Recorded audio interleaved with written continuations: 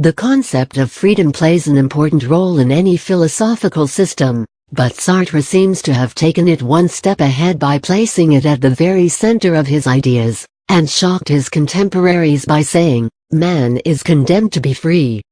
Jean-Paul Charles Aimard Sartre (1905–1980) was a leader in the French philosophy of his time in existentialism, as well as in Marxism. Before we tackle his idea of freedom, and in order to fully understand its impact, we must first have a general view of some important thoughts that circled the cultural society up to the 20th century. Beginning with the wise men of ancient Greece, it was generally accepted that man had to obey certain rules that apply to all human beings without exception. In other words, you need to become what you are. Man is not born a man, in the ultimate sense of the word, but he later becomes one. How does he do that? Well, he does it by guiding himself towards the perfect archetype.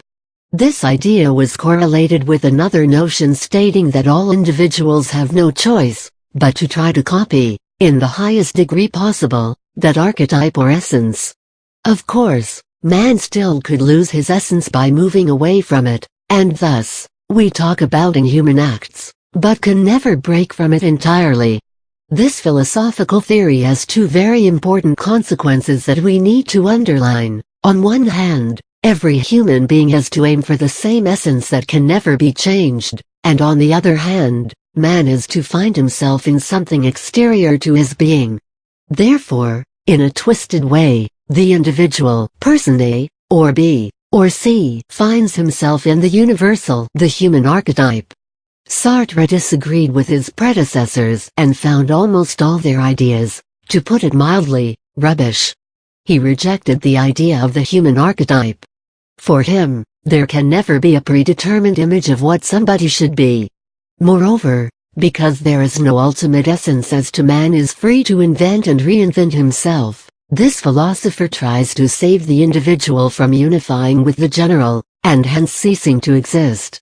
Moreover, because there is no human order, in the same sense as there is an order of objects studied and analyzed by scientists, man can never be the object of observation or scientific study. He is the original product of a free choice.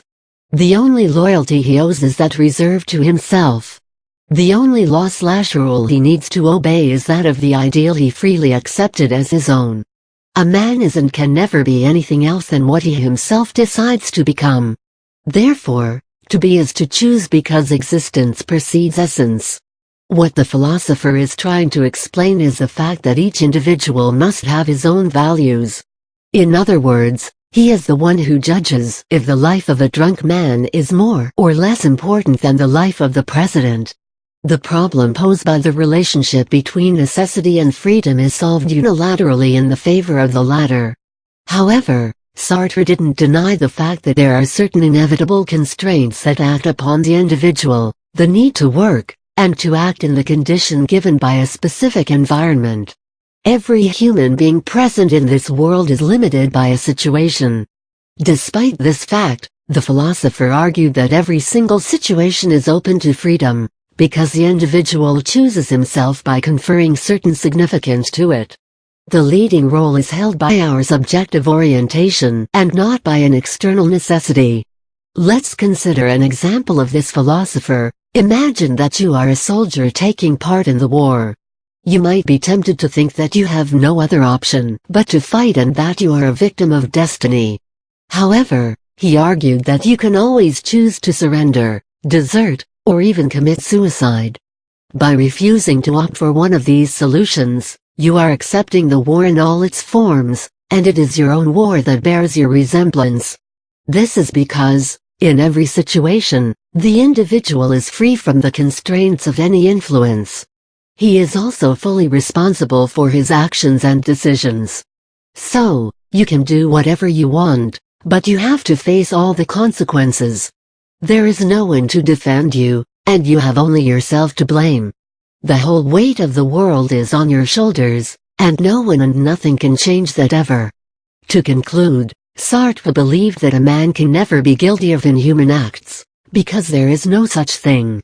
Every move that he makes is profoundly human by the simple fact that he is always choosing himself. In fact, each situation he participates in becomes his situation,